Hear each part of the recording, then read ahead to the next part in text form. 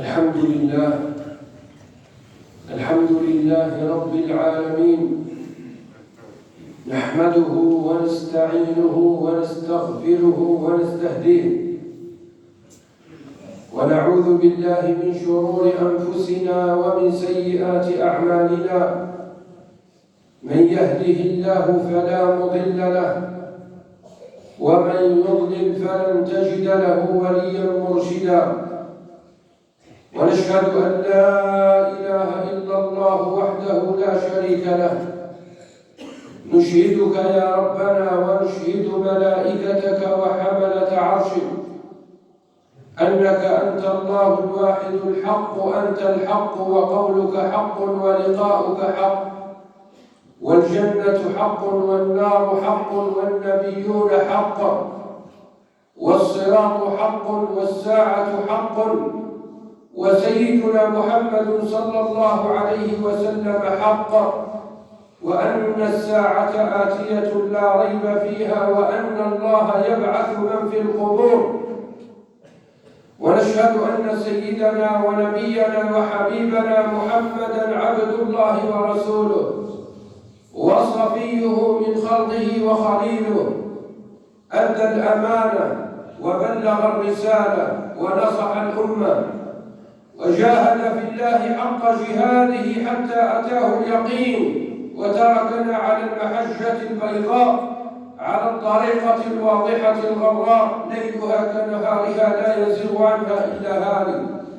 صلى الله وسلم وبارك على هذا النبي الكريم وعلى آله وصحبه الذين آمنوا به وعزروه ونصروه واتبعوا النور الذي أنزل معه، أولئك هم المفلحون. أما بعد، فإن أصدق الحديث كتاب الله، وخير الهدي هدي محمد صلى الله عليه وسلم، وشر الأمور محدثاتها، وكل محدثة بدعة، وكل بدعة ضلالة، وكل ضلالة في النار. معاشر المسلمين، لا زال حديثنا موصولا بمعجزة الإسراء والمعراج، ونحن في هذا الشهر الفضيل، شهر الله الحرام، رجب الأصب، الذي حدثت فيه هذه الحادثة، حادثة الإسراء والمعراج، على قول كثير من العلماء أنها كانت في ليلة من ليالي رجب في السنة 12 من بعثته صلى الله عليه وسلم. قلنا بعد عام الحزن، وبعد رحلته كذلك إلى الطائف، ومحنته في الطائف التي تعرض فيها إلى الأذى، وتعرض فيها إلى الضرب، وسال دمه الشريف على تلك الأرض وعلى تلك البطحاء. هذه المعجزة التي خلدها القرآن الكريم، خلدها ربنا جل جلاله في كتاب لا يأتيه الباطل من بين يديه ولا من خلفه، تنزيل من حكيم حميد. وسمى سورة باسمها سورة الإسراء. سبحان الذي أسرى بعبده ليلا من المسجد الحرام إلى المسجد الأقصى الذي باركنا حوله لنريه من آياتنا، إنه هو السميع البصير.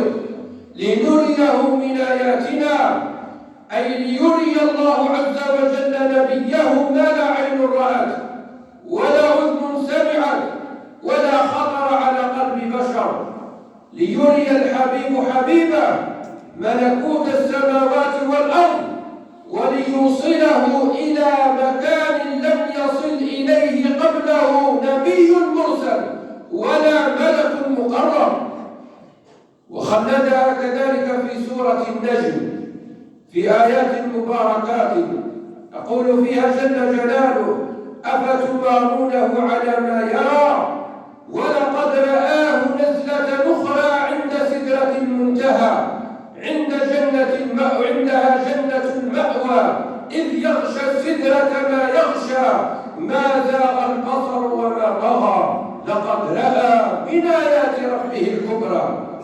لقد رأى من آيات ربه الكبرى، كانت معجزة وآية من آيات الله أكرم الله بها نبيه صلوات ربي وسلامه عليه، حيث أتاه جبريل عليه السلام وهو نائم في حجر الكعبة المشرفة، فشق على صدره وملأه نورا وعلما وحكمة لما سيتلقاه ولما سيصل إليه، وجاءه بدابة اسمها البراق، حيث أن هذه الدابة هي دابة الأنبياء والمرسلين، حيث أنه لما ارتجف وارتعدت هذا البراق قال له جبريل عليه السلام: ما والله ما ركبك أحد أشرف ولا أعظم من محمد صلى الله عليه وسلم. فاستحيا البراق هذه الدابة حتى تصبب عرقا مثل حبة الجمان، فركبه سيدنا المصطفى صلى الله عليه وسلم وسرى به ليلا إلى المسجد الأقصى المبارك، ولهذا سمي الإسراء وهو المشي في جزء من الليل. الإسراء أو السرى هو الإسراء هو المشي في جزء من الليل، إلى أن وصل به إلى المسجد الأقصى المبارك، حيث وجد الأنبياء قد صفوا له صفوفا، حيث بعثهم الله عز وجل ليؤمنوا به وليصلوا خلفه، فصلى بهم إماما بعدما قدمه جبريل عليه السلام، ثم عرج به إلى السماء. المعراج هو الصعود، أي صعد به جبريل عليه السلام من المسجد الأقصى المبارك الذي هو مسرى نبينا صلى الله عليه وسلم، أسرى به من المسجد الأقصى المبارك، حرره الله من دنس اليهود الغاصبين ورده إلى رحاب المسلمين آمين.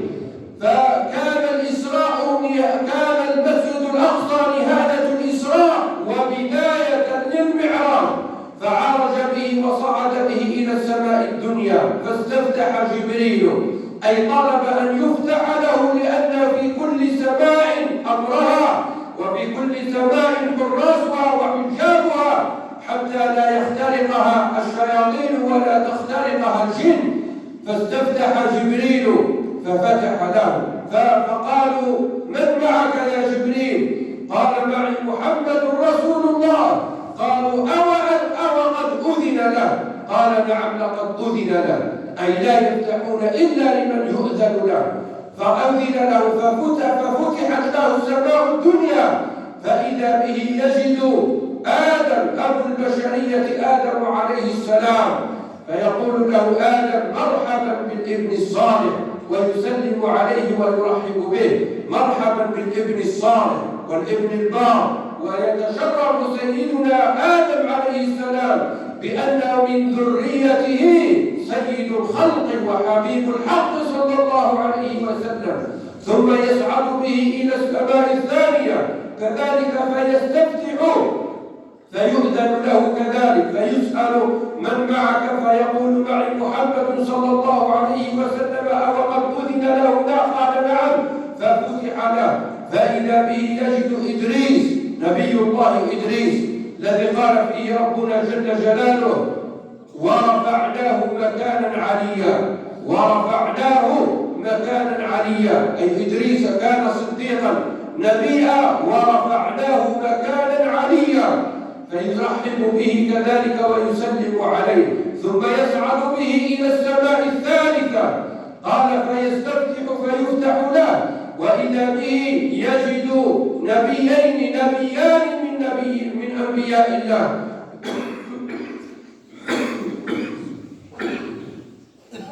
وهما عيسى عليه السلام ويحيى ابن زكريا ابناء الخالة، أي أحدهما يقول للآخر ابن خالته، فسلما عليه ورحبا به، ثم عرج به إلى السماء الرابعة، فاستفتح ففتح له كذلك، فيجد يوسف عليه السلام. قال صلى الله عليه وسلم: وقد أوتي شطر الحسن، أي أي وجده في هيئته وفي جماله وحسنه التي كان بها في الدنيا. ثم عرج به إلى السماء الخامسة.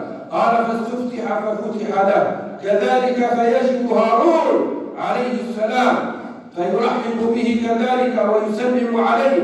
ثم يعرج به إلى السماء السادسة فيجد موسى عليه وعلى نبينا أفضل الصلاة والسلام فيسلم عليه ويرحب به. ثم كذلك يصعد إلى السماء السابعة يستفتح فيفتح له فيجد أبا الأنبياء إبراهيم عليه وعلى نبينا أفضل الصلاة وأزكى التسليم وهو متكئ على البيت المعمور. والبيت المعمور هو بيت في السماء السابعة متصل نوره بالكعبة المشرفة يدخله في كل يوم 70,000 ملك، والذين يدخلون اليوم لا يدخلون والذين يخرجون لا يدخلون مرة ثانية، في كل يوم 70,000 ملك. فيسلم عليه كذلك ويقول له يقرئه السلام ويقول له أقرئ أمتك مني السلام. إبراهيم عليه السلام أقول له أقرئ أمتك مني السلام وأخبرهم أن الجنة قيعان، أي أن الجنة أراضٍ سهول، بأنها سهول موضعة ليس فيها جبال وليس فيها شعاب ولا وديان ولا منخفضات، وإنما هي قيعان، هي أرض سهلة منخفضة، وأن غراسها أي من أراد أن يغرس فيها من اليوم، وأن غراسها سبحان الله والحمد لله ولا إله إلا الله والله أكبر، أي غراسها ذكر الله عز وجل من تسبيح وتحميد وتهليل وتكبير. ثم يصعد به كذلك إلى سدرة المنتهى. سدرة المنتهى حيث أنها كذلك لها من الألوان ولها من المنظر ما يسر الناظرين وما يدهش الناظرين، حيث كما وصفها الله عز وجل وإلى سدرة المنتهى إذ يغشى السدرة ما يغشى، أي تتغشاها الألوان الزاهية والألوان الناظرة والألوان الجميلة. إذ يغشى السدرة ما يغشى أي صعد إلى هذا المكان. ثم بلغ به جبريل عليه السلام إلى مكان، إلى الحضرة القدسية، إلى الحضرة الربانية، إلى مكان لا يستطيع الملك أي ملك أن يتقرب أو أن يصل أو أن يتجاوزه. فيقول له جبريل هنا حدي يا رسول الله تقدم وحدك. فيقول له الحبيب المصطفى صلى الله عليه وسلم أفي هذا المكان يترك الحبيب حبيبه في هذا المكان تتركني؟ فيجيبه جبريل عليه السلام يا محمد أنت إذا تقدمت اخترقت وأنا إذا تقدمت احترقت، أي أن هذا الحد لا يسمح لي أن أتجاوزه، وإذا تجاوزته فسيحرقني نور الله عز وجل، يحرق بنور الله. وكيف لا وأن الجبال وما أدراك لم تتحمل نور الله عز وجل. عندما طلب سيدنا موسى في الدنيا قال رب أرني أنظر إليه، قال لن تراني ولكن انظر إلى الجبل فإن استقر مكانه فسوف تراني. فلما تجلى ربه للجبل جعله دكا، عندما تجلى نور الله عز وجل للجبل جبل عظيم جعله دكا وخر موسى صاعقا. فلما أفاق قال سبحانك إني تبت إليك. فهذا إذا كانت الجبال لا تتحمل نور الله عز وجل فكيف يتحمله من لم يكن مستعدا لذلك المقام؟ لكن كرامة لنبينا صلى الله عليه وسلم لسيد الخلق، كرامة له وإكراما له على ما تحمله من الأذى في سبيل الله وفي سبيل الدعوة إلى الله وفي سبيل تبليغ الإسلام إلى الناس وفي سبيل تبليغ توحيد الله عز وجل ودعوة الناس إلى توحيده. في سبيل كل هذا أكرمه الله عز وجل بأن أوصله وأذن له بأن يدخل إلى الحضرة القدسية فكلمه ربه مباشرة. كيف كلمه من غير تكييف؟ ليس كمثله شيء وهو السميع البصير، من غير تكييف ولا تمثيل ولا شبيه ولا نظير. كيف كلمه ذلك الله ورسوله أعلم. ففرض عليه الصلاة في تلك الليلة الليلة المباركة، فكانت فريضة الصلاة فرضت في السماء الفريضة الوحيدة التي فرضت في الصلاة، وهي معراج كل مسلم. من أراد أن يعرج بنفسه وبروحه إلى ربه فليدخل في الصلاة وليتقرب إلى الله عز وجل بالسجود، فستعرج روحه إلى رب السماوات والأرض. وكانت أول ما فرضت 50 صلاة، وفي عودته التقى بسيدنا موسى عليه السلام فقال له: قد فرض علي ربي 50 صلاة لأمتي. قال: يا محمد إن أمتك لا تطيق، فارجع إلى ربك فاسأله أن يخففها عنه. فرجع سيدنا المصطفى صلى الله عليه وسلم فسأله التخفيف، فخففها عنه في المرة الأولى ثم في المرة الثانية، وهكذا وهو يراجعه إلى أن بلغ 5 صلوات. فقال له ربه: ما هي 5 صلوات، ما يبدل القول لدي وما أنا بظلام للعبيد. 5 صلوات ب50 صلاة، الحسنة ب10 أمثالها، الحسنة ب10 أمثالها. فرجع سيدنا المصطفى صلى الله عليه وسلم من تلك الرحلة المباركة في ليلته إلى مكة المكرمة، ويمر عليه فرعون هذه الأمة أبو جهل فيقول: هل أوحي إليك من شيء أو هل عندك من جديد؟ ونبينا صلى الله عليه وسلم عند الكعبة المشرفة فيقول له: لقد أسري بي في هذه الليلة إلى المسجد الأقصى. قال: هل تقول هذا أمام الناس؟ قال: نعم أقول أمام الناس. فجمع له الناس، من أنحاء مكة، من أصحابه وغير أصحابه، فقال لهم: اسمعوا صاحبكم ونبيكم ماذا يقول. قال: لقد أسري بي الليلة من مكة من هنا ورجعت في جزء من الليل إلى المسجد الأقصى المبارك. فمنهم من ارتد. كانت معجزة الإسراء والمعراج كانت ابتلاء وامتحان لأهل الإيمان ولأهل الصبر ولأهل الثبات، فلم يصبر فيها إلا المؤمنون الصادقون. وأما غيرهم من كانوا ضعاف الإيمان فقد ارتدوا ونكصوا على أعقابهم عندما سمعوا هذا الكلام. قالوا: صفوا لنا، فوصفه لهم ثم توقف.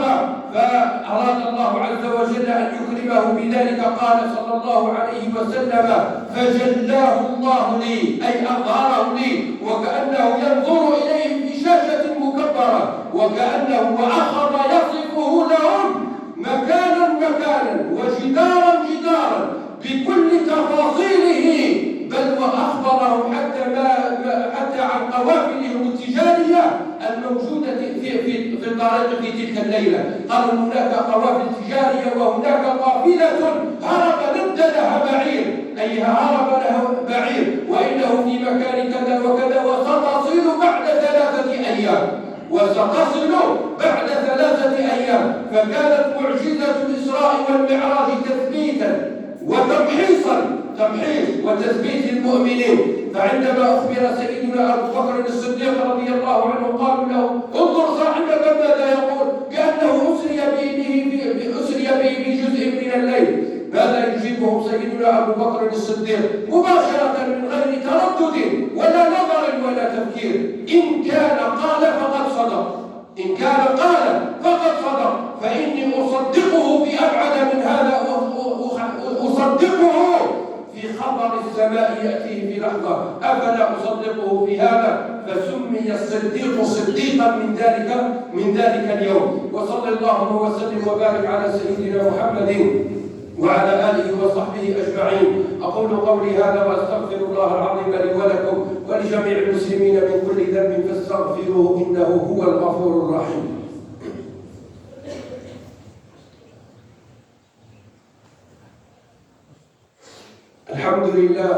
الحمد لله رب العالمين، ولا عدوان إلا على الظالمين، والعاقبة للمتقين، وأشهد أن لا إله إلا الله ولي الصالحين، وأشهد أن سيدنا ونبينا وحبيبنا محمدا عبد الله ورسوله خاتم الأنبياء والمرسلين، صلى الله عليه وعلى آله وأصحابه الطيبين الطاهرين ومن سار على نهجهم إلى يوم الدين. أما بعد عباد الله، لا يزال العدوان الظالم الغاشم على إخواننا في غزة وعلى إخواننا المستضعفين في فلسطين.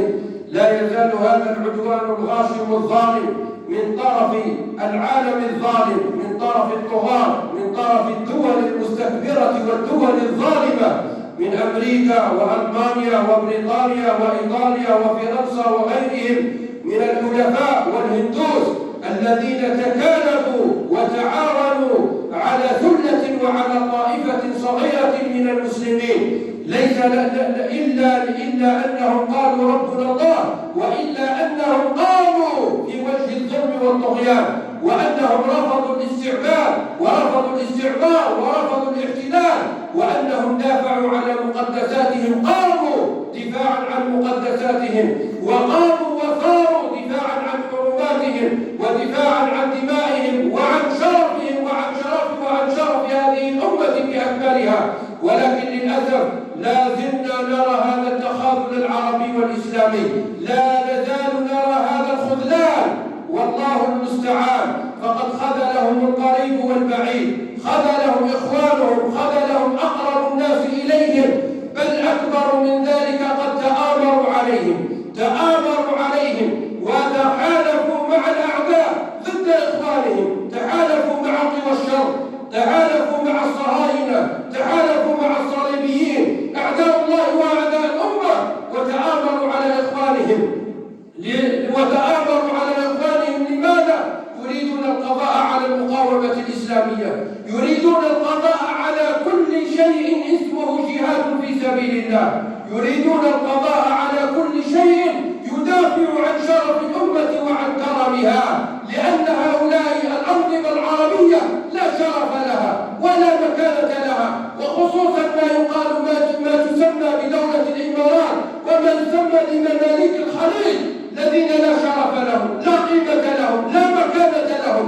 هؤلاء أصبحوا يدعمون جهارا نهارا الكيان الصهيوني الغاصب بالمال والسلاح، ويقفون ضد المقاومة الإسلامية أمام الله وأمام العباد. وإذا لم تستحي فافعل ما شئت. أصبحوا لا يستحون من عمالتهم ولا يستحون من خيانتهم، أصبحت الخيانة عندهم كأنها شيء عادي. والتاريخ لا يرحم، وسيرميهم التاريخ في مزبلته هم وأمثالهم من المتآمرين ومن المتخاذلين الذين لم يمدوا يد العون لإخوانهم. وفي هذا كما قلنا ابتلاء وتمحيص وتثبيت، وفي هذا كذلك حتى يميز الله الخبيث من الطيب، حتى يفضح الله هؤلاء العملاء، وحتى يفضح الله هؤلاء الخونة أمام الناس وأمام الشعوب، بل أمام العالم الذي أصبح يصفهم بأنهم خونة، خانوا قضيتهم وخانوا إخوانهم وخانوا مقدساتهم وحرماتهم. والله المستعان. فالله تبارك وتعالى قال: ولو يشاء الله لانتصر منهم ولكن ليبلو بعضكم ببعض، أي ما نراه وما نشاهد في غزة هذا ابتلاء لنا للمسلمين وامتحان للمسلمين وتمحيص للمسلمين. هل يهبون لنصرة إخوانهم أو يخذلونهم؟ هل يدافعون عن مقدساتهم أو يخذلونهم؟ وإلا فإن في مشيئة الله وفي قدرته لا يعجزه شيء في السماوات ولا في الأرض، إنما أمره إذا أراد شيئا أن يقول له كن فيكون. ولو يشاء الله لانتصر منهم ولكن ليبلو بعضكم ببعض. والذين قاتلوا في سبيل الله فلن يضل أعمالهم، أي الذين قتلوا في سبيل الله أعمالهم لا تضيع، وإنما هم يتربصون إحدى الحسنيين: إما النصر وإما الشهادة، إما نصر في الدنيا وإما شهادة وفوز بجنة عرضها السماوات والأرض. فهم في كلا الحالتين في فوز، سواء في نصرهم في الدنيا أو. لكن الذين تخاذلوا وتآمروا ولم يقدموا هؤلاء هم الذين سيحاسبون حسابا عسيرا. والله سيسألون أمام الله على هذه الدماء، يسألون على هذه الأرواح، ونسأل كذلك، لأننا كلنا نرى ونشاهد ونتفرج. من استطاع أن يقدم يد العون فليقدم. لكن هناك من يتشفى في إخوانه، هناك من يتشفى في هؤلاء الناس، وهناك من يساند الصهاينة والظالمين بقتله، هناك من يساندهم حتى ولم يساندهم علنا، فإنهم والله سيسألون غدا يوم القيامة عن الدماء وعن الأطفال وعن النساء وعن كل الأرواح وعن المساجد التي دمرت وعن الأرض التي هجر أهلها. سيسألون حسابا عسيرا ويحاسبون حسابا عسيرا غدا يوم القيامة. لا يسعنا إلا أن نطلب وأن ندعو الله عز وجل لإخواننا أن ينصرهم نصرا عزيزا. اللهم إنا نسألك بأسمائك الحسنى وبصفاتك العلى وباسمك العظيم الأعظم الذي إذا سئلت به أجب الذي إذا دعيت به أجب وإذا سئلت به أعطيت، أن تنصر إخواننا المستضعفين في غزة، أن تنصر إخواننا المجاهدين المقاومين في غزة، أن تثبت أقدامهم، أن تربط على قلوبهم. اللهم سدد رميهم، اللهم احقن دماءهم، اللهم كن لهم عونا ونصيرا. اللهم ارزقهم من حيث لا يحتسبون، فرج همهم وارفع غمهم وكن لهم عونا ونصيرا وأيدهم بجندك. اللهم حرر المسجد الأقصى من دنس اليهود الغاصبين واحفظه من كيد الكائدين ورده إلى رحاب المسلمين. اللهم احفظ وطننا الجزائر من كيد الكائدين ومن ظلم الظالمين ومن فساد المفسدين. اللهم ول أمورنا خيارنا ولا تول أمورنا شرارنا ولا تسلط علينا بذنوبنا من لا يخافك ولا يرحمنا. اللهم يا فارج الهم ويا كاشف الغم يا مجيب المضطرين رحمن الدنيا والآخرة ورحمهما أنت ترحمنا فارحمنا وارحم إخواننا في فلسطين، فارحمنا وارحم إخواننا في فلسطين وكن لهم عونا ونصيرا يا أرحم الراحمين. اللهم عليك بالصهاينة الظالمين، اللهم عليك بالصهاينة المعتدين ومن عاونهم ومن ناصرهم ومن وقف معهم. اللهم شتت جمعهم وفرق شملهم. اللهم أذل دولتهم ونكس أعلامهم ويتم أطفالهم ورب نساءهم وأنزل عليهم بأسك وغضبك الذي لا يرد عن القوم المجرمين. ربنا ظلمنا أنفسنا وإن لم تغفر لنا وترحمنا لنكونن من الخاسرين. ربنا لا تؤاخذنا بما فعل السفهاء منا، ربنا لا تؤاخذنا بذنوبنا إن نسينا أو أخطأنا. ربنا ولا تحمل علينا إصرا كما حملته على الذين من قبلنا. ربنا ولا تحملنا ما لا طاقة لنا به واعف عنا واغفر لنا وارحمنا. أنت مولانا فانصرنا على القوم الكافرين، أنت مولانا فانصرنا على القوم الكافرين. إن الله وملائكته يصلون على النبي يا أيها الذين آمنوا صلوا عليه وسلموا تسليما. صلى الله وسلم وبارك على هذا النبي الكريم صلاة تفتح لنا بها أبواب الخير والتيسير وتغلق عنا بها أبواب الشر والتعسير وتكون لنا بها نعم المولى ونعم النصير. وارض اللهم عن الخلفاء الراشدين أبي بكر وعمر وعثمان وعلي وعن سائر الصحابة والتابعين وتابعهم بإحسان إلى يوم الدين وعن جميع أمهات المؤمنين. إن الصلاة تنهى عن الفحشاء والمنكر ولذكر الله أكبر والله يعلم ما تصنعون. وقوموا إلى صلاتكم يرحمني ويرحمكم الله.